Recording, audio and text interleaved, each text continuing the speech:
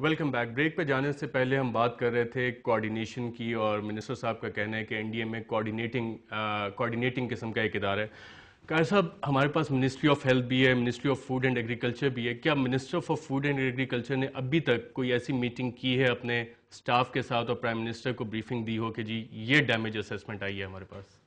जी, उन्होंने न सिर्फ प्राइम मिनिस्टर साहब को, प्रेसिडेंट साहब को, बल्कि प्रोविंशियल गवर्नमेंट्स को भी बताया है कि जो तो लॉसेस हुए हैं ग्राउंड के ऊपर, उसके बारे में अभी हतमी कोई फिक्र किसी के पास नहीं है। ना तो मकानों की है, ना इंसानों की है, ना फसलों की है।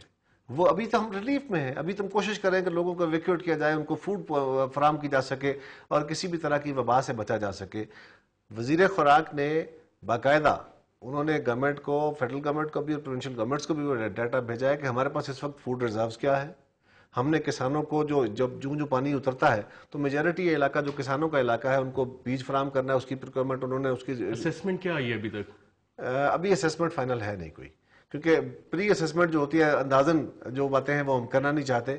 और ये क्योंकि जब तक पानी उतर नहीं जाता हमें एग्जैक्ट पता नहीं चलेगा। सैटेलाइट स्केचिंग कराई जा रही है। प्रेसिडेंट साहब ने जो मीटिंग वर्ल्ड फूड प्रोग्राम का कहना है कि 80% ऑफ फूड रिजर्व्स हमारे तबाह हो गए। उस इलाके के अंदर शायद हुए होंगे अगर उनका कोई तजिया है, लेकिन मेजॉरिटी हमारे पास। और ये भी एक बात गुजारिश करता चलूं कि हमारे पास इस वक्त, पिछले साल भी हमने जो हमारे पास गंदम की फसल थी और इस साल अपनी कौमी ज़रूरियात से 3 मिलियन टन हमारे पास गंदम की फसल ज़्यादा थी और जो स्टोरेज में है।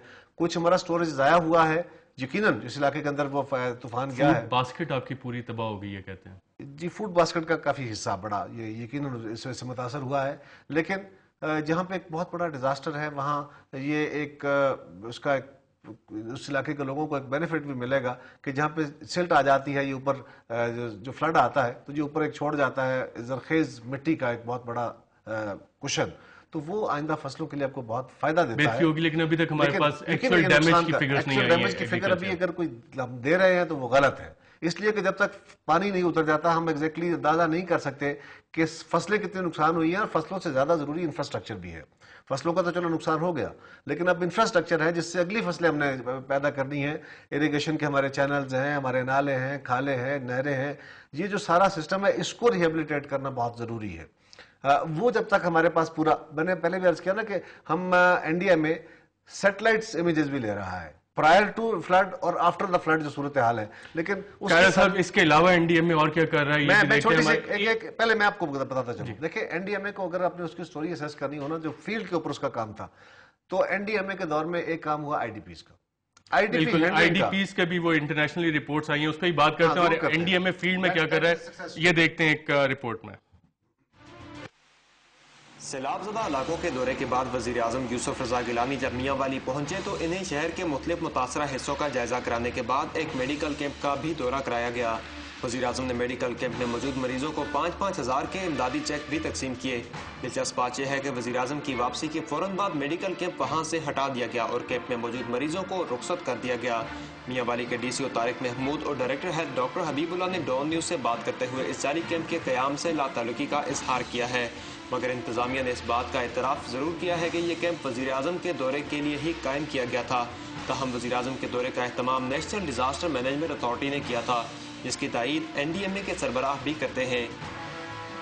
वो एनडीएमए ने क्योंकि विजिट कराई थी तो I have gone down to the last detail, और मैं फुल अपना रिस्पॉन्सिबिलिटी से ये बता रहा हूँ कि this was established on 31st। एक तरफ lieutenant general retired Nadeem Ahmed 31 जुलाई को मियांवाली में मेडिकल कैंप कायम करने का एतराफ़ भी करते हैं, लेकिन दूसरी जानब इसकी जिम्मेदारी मुकामी महकमा सेहत पर भी डाल रहे हैं, जबकि महकमा सेहत के हुकाम इस मेडिकल कैंप से लाताल्लुकी का इजहार कर चुके हैं।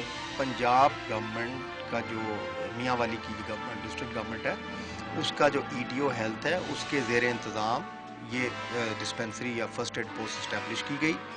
31 तारीख से इसने पेशेंट देखने शुरू किया। अभी मुझे एग्जैक्ट उसके फिगर्स याद नहीं, लेकिन 20 से 25 पेशेंट्स वो डेली देखती रही। और 4 तारीख को मेरे ख्याल प्राइम मिनिस्टर गए थे, उस दिन भी उसने पेशेंट देखे। द ओनली डिफरेंस वाज कि सिक्योरिटी वालों ने ये कहा कि जब प्राइम मिनिस्टर के आने से 1 घंटे पहले जो पेशेंट्स अंदर दाखिल होंगे वो वापस नहीं जाएंगे जब तक कि प्राइम मिनिस्टर इधर से क्लियर नहीं कर पाते। वो कीनस के अंदर उनको लटा दिया। वज़ीर आज़म हाउस के तर्जुमान ने इस बात का एतराफ़ किया है कि मेडिकल कैंप में दाखिल अफराद मरीज नहीं थे, मियां वाली के जरिए इंतजामी और नेशनल डिजास्टर मैनेजमेंट अथॉरिटी के जिम्मेदारान के बयानात में तजाद से ये बात तो साफ नजर आ रही है कि ताल में कुछ काला जरूर है और नेशनल डिजास्टर मैनेजमेंट अथॉरिटी जिसने वज़ीर आज़म के दौरे का एहतमाम किया था वज़ीर आज़म को होने वाली शर्मिंदगी की जिम्मेदारी दूसरों पर डाल रही है। एक तरफ अवाम सैलाब की वजह से कर्ब में मुब्तला है, जबकि दूसरी जानब मुतासर अफराद की बहाली के जिम्मेदार इदारे मुल्क के चीफ एग्जीक्यूटिव को धोखा देकर मुफ्त की इज्जत कमाने में मसरूफ हैं। Samar Abbas, Dawn News, Islamabad.